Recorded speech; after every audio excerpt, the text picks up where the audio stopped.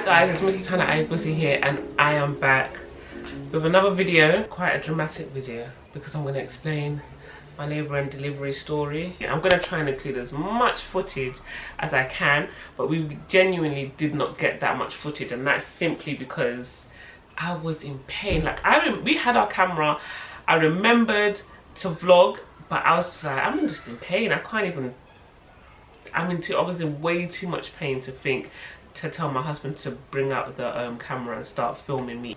I gave birth 2 weeks ago to my third baby boy, Oluwatosin Joshua Ayigbusi. He weighed 8 pounds. He's my biggest baby yet. This is him, meet him. He's sleepy right now, so I'm gonna put him back down. Oh, if you hear my kids screaming, guys, yeah, there's nowhere I can go that's silent in this house. Yeah. They're with their auntie, they're not by themselves, okay? And I'm gonna be drinking water just because I'm breastfeeding and I am thirsty. I'm thirsty. So I was 39 weeks and 2 days pregnant. My contractions started around 6 or 7 a.m. in the morning, so they woke me up. Good morning, guys. It's about 20 past 6 in the morning on the 27th of July, and I think labour started. I kind of woke up really scared.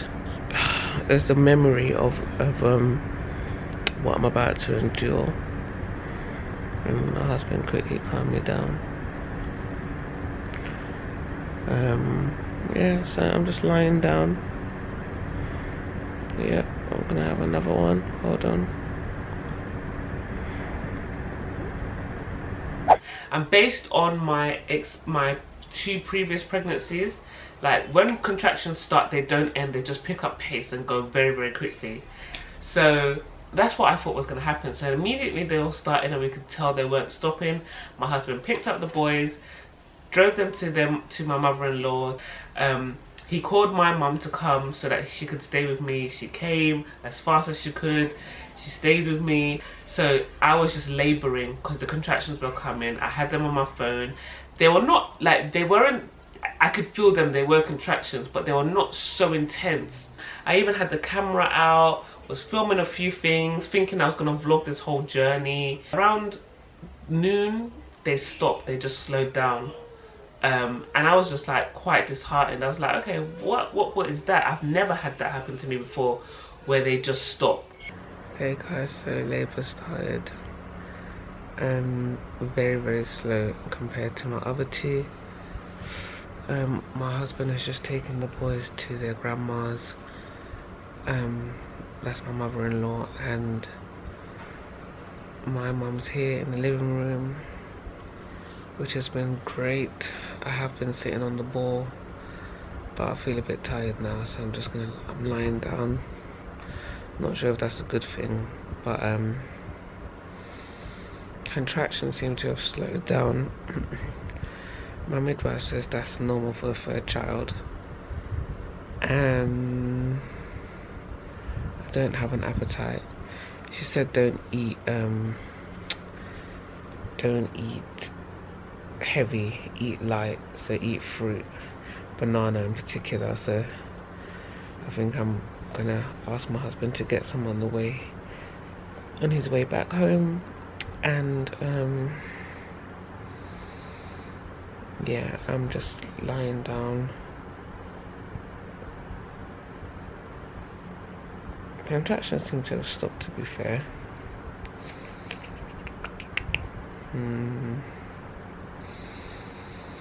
Yeah, so the contractions stop and I feel a bit disheartened because that's never happened to me before, but I go to sleep because they've stopped, so there's no pain.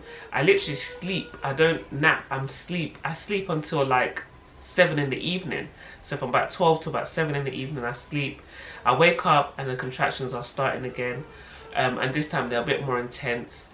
Maybe cold, brace yourself. Yeah, ow. Sorry. Oh, I think I'm having a contraction. Oh. Ouch. Oh.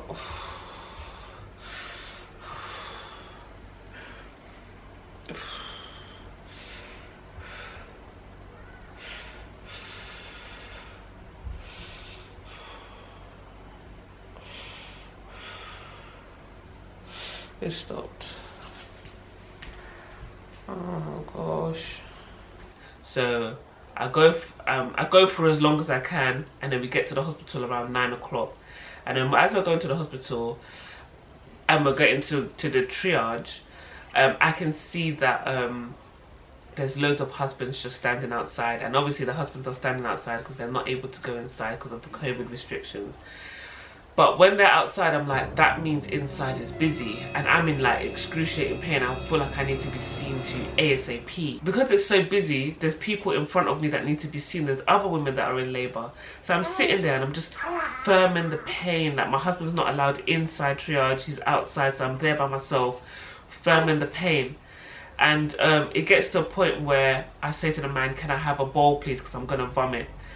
He gives me a bowl and I vomit, but I'm vomiting so much that I just vomited all over my clothes, and literally I'm just sitting there in my vomit. These people are not looking at me, they're not attending to me, they just left me sitting there in my vomit. It was horrible. Like, I had to say, please help me, like, I'm in pain. Like, the minute I vomited, I knew, like, I'm in active labor now, because that's just what happens with all three of them. I vomited.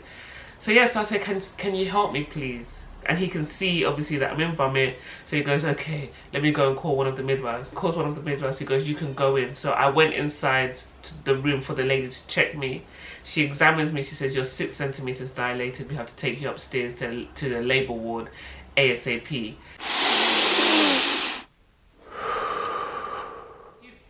Okay, the reason why I'm pausing right now is because there's two ways this story goes. Let me just tell you the quick way, yeah? So let me tell you the quick way, and I'll reverse back on myself and I'll explain why I diverted.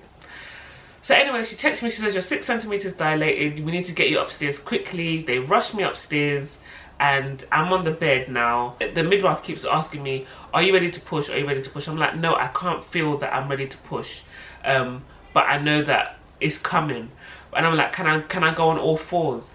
She's like, we can't let you go on all fours because the baby's, because they're monitoring me, because I'm always a high risk pregnancy just based off my previous operations. I'm always going to be classed as high risk pregnancy. Fine. So that for those reasons, I wasn't able to go into like to give birth in the birthing center. So I'm saying to her, can I turn around? I want to go on all fours. She goes, oh, but if you go on all fours, we can't monitor the baby that way. It's really hard to monitor the baby. I ask a second time, I'm like, can I go on all fours? Again, she says the same thing. It's the third time when I asked that she was like, okay, you can go on all fours. But by this time, I'm in so much pain that I can't turn. So anyway, my husband was hit. As soon as I got upstairs and I'm on the bed, my husband came into the room, and I'm so happy and I feel so safe that he's around, and he's fanning me because I'm hot. So the wind on my face just is like perfect for me. Hence why we couldn't vlog, because he was literally stationary, just fanning me. So I'm firm in the pain now. Literally, I'm just on the bed laboring. That's literally all I'm doing. She goes, look, I can pop your waters right now and the head will come out and you're done. And I was like, no, like, I'm thinking none of my labors have been where, you know, where someone has to intervene like that. No, like, I will.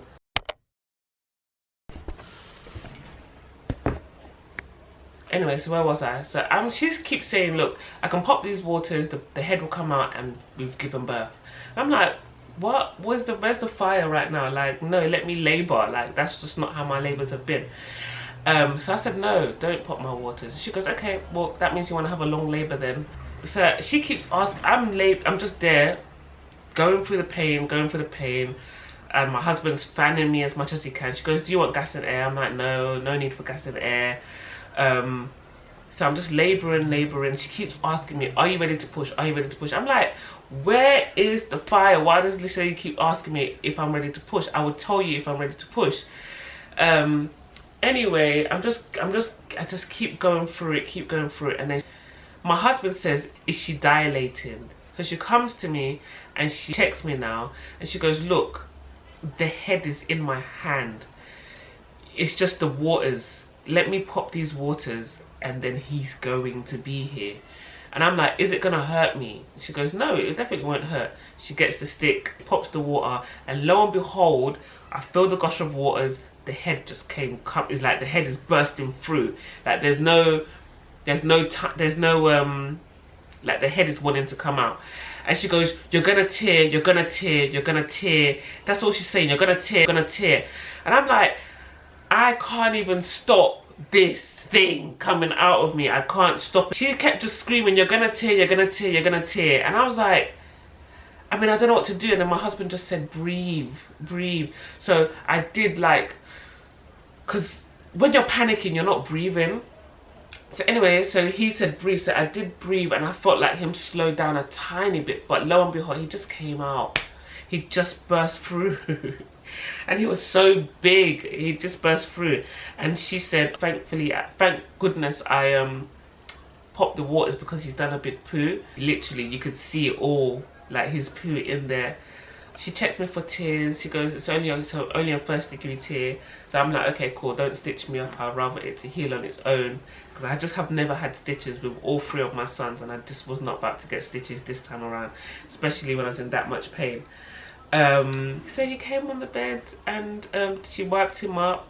He did eat a bit of his meconium, so she had to run a few tests on him, but then when the test came back, it was fine. He hadn't eaten that much. So I would say in hindsight I had a very positive labour.